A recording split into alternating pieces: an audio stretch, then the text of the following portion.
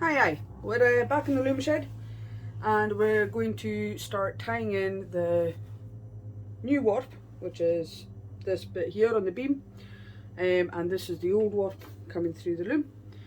The first thing we have to do now is put lease rods in to where we had our lease band. So if you remember the lease band, we started with a mini lease that separated out the yarn so we would have an order for tying in, and then as we took it onto the big wheel, we then transferred the mini lease to the big lease, which is what this bit is here now. So that's your big lease band, and then we're going to transfer this again onto lease rods. So these are just metal rods that will run through and hold everything nice and taut and in place and all that jazz. So it's it's really straightforward. You literally just thread it through where the big lease band is. So just like this. You do all this to the end, and then there's another lease rod, slightly bigger and thicker lease rod that'll go in.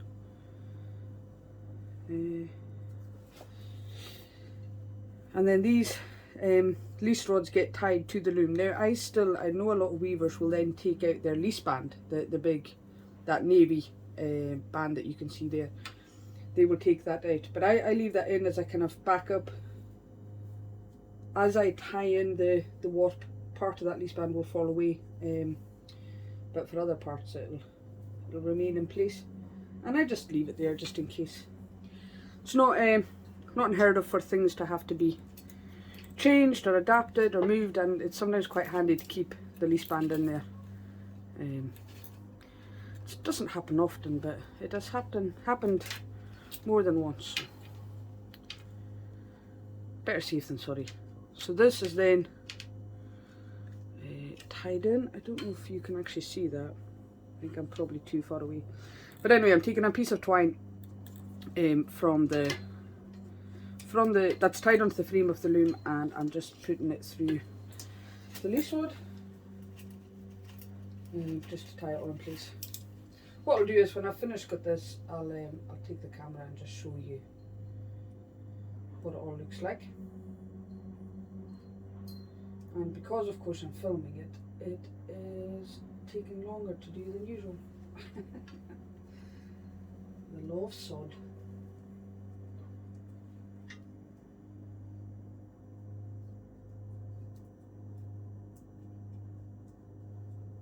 Okay, so that's the first lease band in, set and tied, and then the lease rod even. Oh. And then this is the second lease rod, so you can see it's a bit bigger and thicker, and we do the same thing as before. So we just thread this through where our lease band is,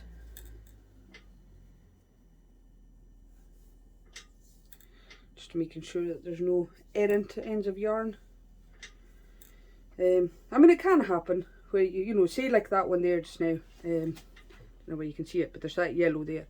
If I missed that, instead of then coming over the top of this, it would be under it, but you would still see as you're tying in where that was meant to go. One, because of the draft that you're doing anyway, the pattern that you're doing anyway, and then also just because it would still be correct in the top one.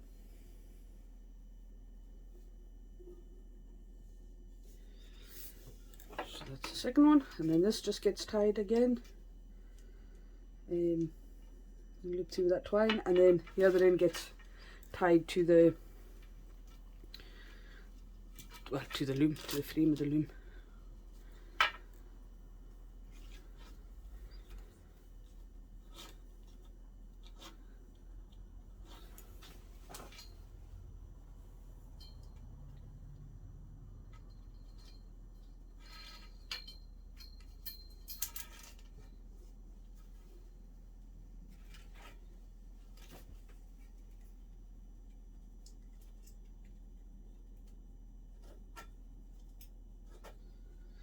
Just like that. And then as this is pulled taut, and we'll see, we'll We need to keep enough here that we can cut and hold. Like there's one there now. So that actually missed out on the lease band when I was doing it. Now you can either, I don't know why you can see that today, but we know the other one is going under this and over that one. So this one and the third one is going over this and under that. So we know this might be over and under that one. And for whatever reason it missed it when I was putting in either the original mini lease or transferring it to the lease band, the big lease band. But it's handy with this kind of thing, like you know that for this you've got 4 yellow, 4 brown, 4 yellow, 4 brown, etc. until you get to like 4 green and then 4 red. So you're not going to suddenly, if one was out slightly, think, oh, that must be in amongst there. You know still where it's meant to be. And one here and there, just make sure you're paying attention. That's what that does. Right, that's that. Let me just take the camera and show you. So that's where it comes off the frame of the loom, through the first lease band, through the second one, lease rod, sorry, through the second one, and then just tied to the frame. And that gives a nice solid platform there, and it also means that you can kind of lean on it, which is always handy. That's it just there on the other side. These are the old warp ends from the last tweed I did. So we'll take each of these in turn and then we'll tie them onto each of these. And that is a snime, or tying in English, which I'll set up, and yeah, we'll also speed it up, because otherwise standing watching me tying 696 knots is not going to be the most riveting thing in the world.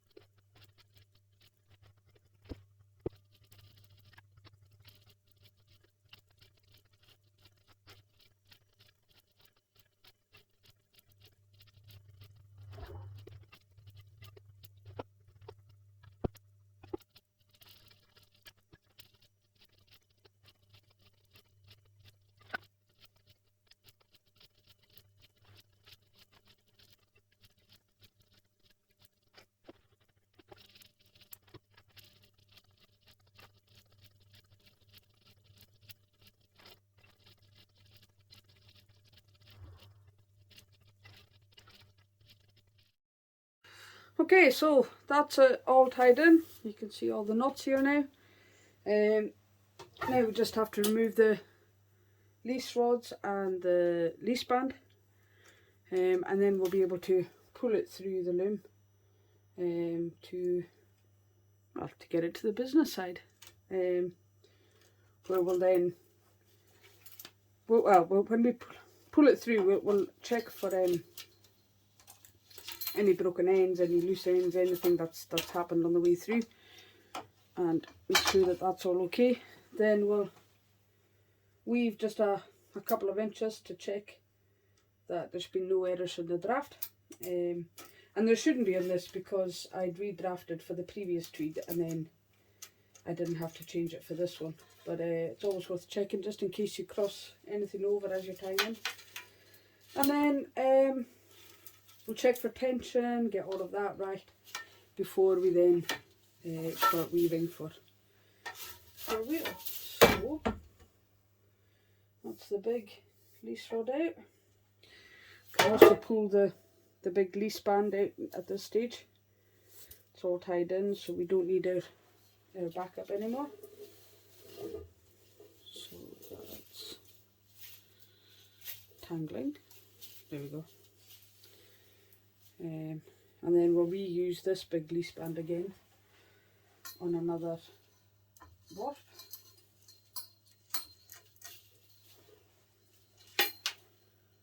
Take out our mini lease rod, just like that.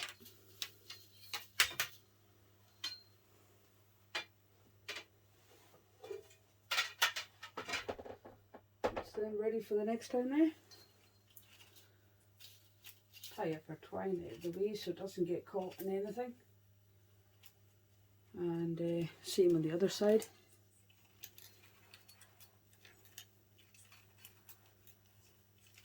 And then that's it. So I'll see you on the other side of the loom.